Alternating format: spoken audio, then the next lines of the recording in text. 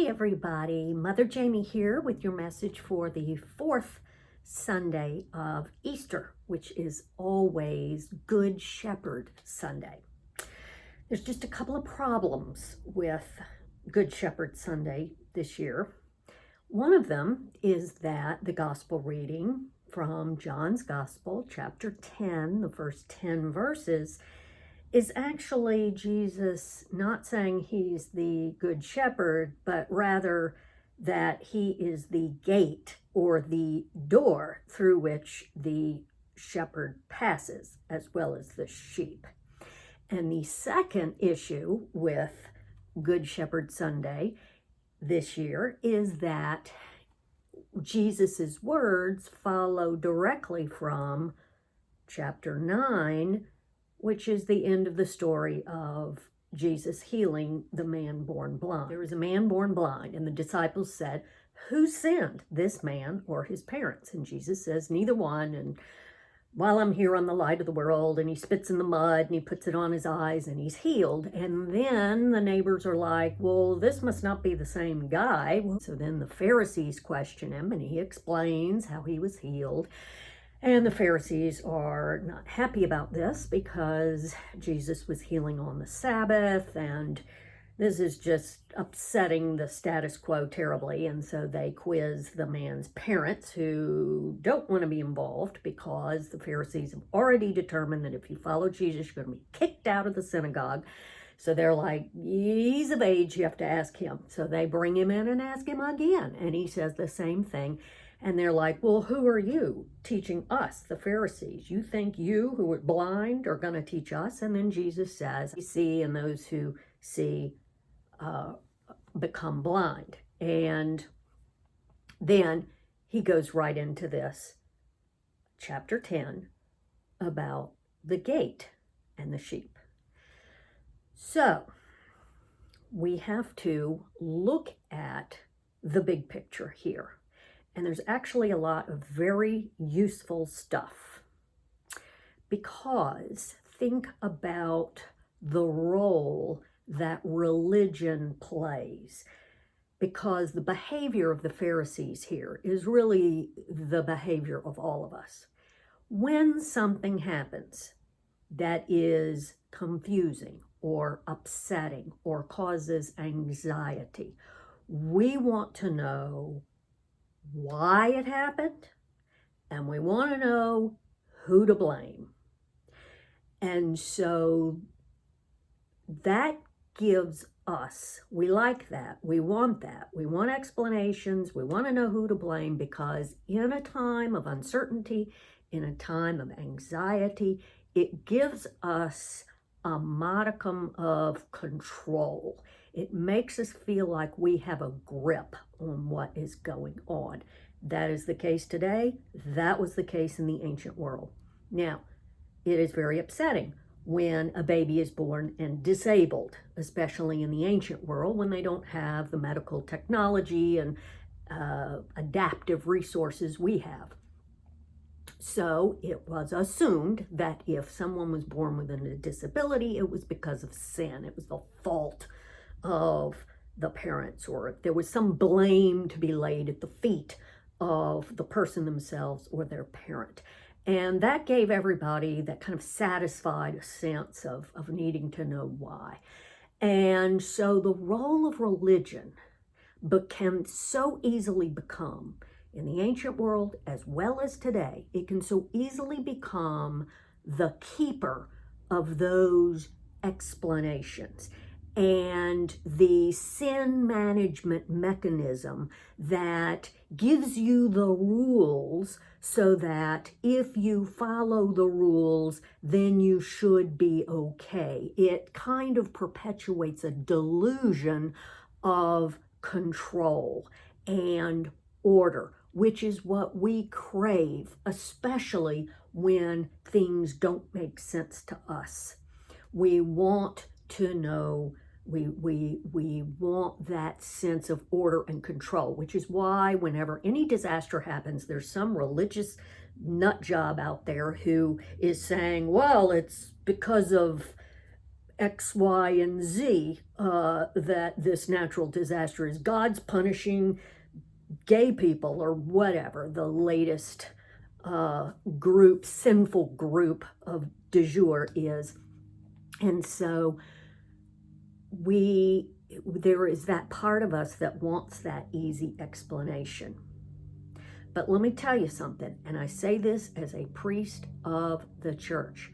The purpose of religion is not to provide easy answers. The purpose of religion is to lead us into the mystery. To lead us into the mystery. And so if you have a faith, any religious doctrine that spells out easy answers and explanations for everything, then that is probably much more about human projection than it is the inspired word of the divine. I'm just putting that out there, and believe that with all my heart. So what we have here are the Pharisees, who are first of all trying to get a grip on what is going on, and they are trying to maintain control. They are trying to say this man born blind, it's either a different guy or something happened, and it can't possibly be something of God that happened on the Sabbath, because we know that is breaking a rule. It's just throwing chaos into a carefully ordered system. And Jesus is part of that chaos, and they don't like it. And so they're making this rule. You follow Jesus, you're kicked out of the synagogue, because they're about trying to maintain order and control. And any group, any community can fall prey to this. I'm not picking on this one group of Pharisees. This is human nature. And so that tendency to maintain control and to shun, to kick out that which does not fit the carefully laid rules and order are what's happening here, and how Jesus here represents an upsetting source of chaos and anxiety for these religious leaders. So what does it mean that Jesus turns around and then says, I am the gate? Now, we're all familiar with the image of Jesus as the Good Shepherd. That is a metaphor we're familiar with. We like it. It's wonderful. In the 23rd Psalm, a beloved Psalm. And so that image is just a very comfortable and familiar metaphor. Thinking of Jesus as the gate or the door, not so much. But think about it, and think about it in terms of, in relation to what it means to be a sheep. If the religious community sets itself to be the boundary, the decider, to quote a former president, of who gets to be in and who gets to be out, then they are making themselves the gate. And Jesus, as the Son of God, is saying, I am the gate. So that's one thing. Jesus is the gate. Jesus is the boundary keeper, not us. That doesn't have to be our job.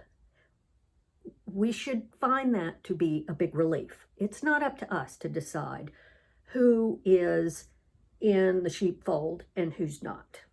So we are not the boundary keepers. We are the sheep, which means we are the followers. We're not the deciders, we're the followers. And so we are listening to the voice of the shepherd. We know the voice of the shepherd knows us. That is an intimate, interior relationship.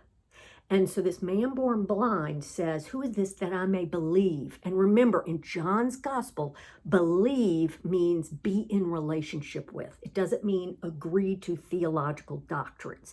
It means to be in relationship, that mutual indwelling, that bond.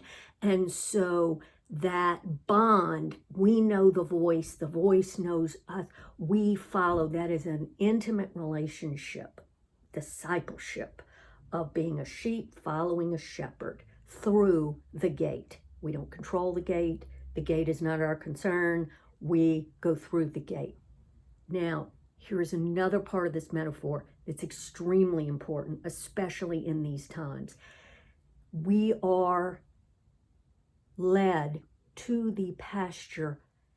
Jesus says, I come that people may have life and have life abundantly. So the pasture, that place of feeding, becomes the place of abundant life. We, especially in times of anxiety, when we crave order, we crave explanations, we crave control, we can confuse control with abundant life. Control is the paddock. Control is the closed gate where you are in a contained space. That's order. That's control. When things feel out of control, that can feel comforting. A newborn is comforted by being swaddled because that reminds them of the confinement of the womb. So there is something comforting. It can feel comforting to be in a paddock, to feel like we are in a place of order and control. But do not confuse that with abundant life. Abundant life is outside of the paddock. It is in the pasture. It is in the field.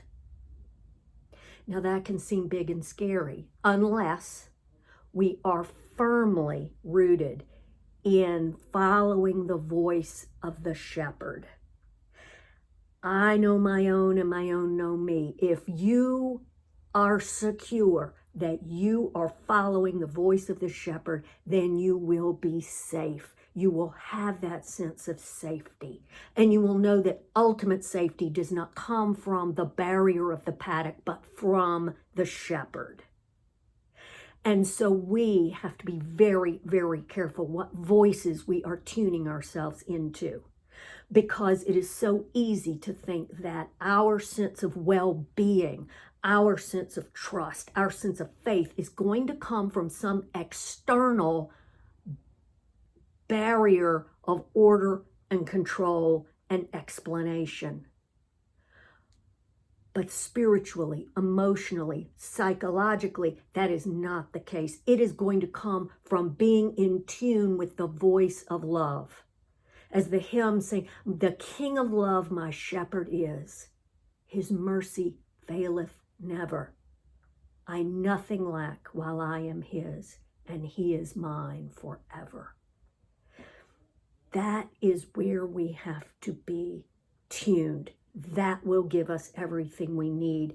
And that comes not from external stimuli, not from external control, not from external explanations, but rather from an interior tuning of our hearts to the heart of God, to that tuning of the King of love my shepherd is, to that presence and voice of love in your life, whatever form that might take at this moment.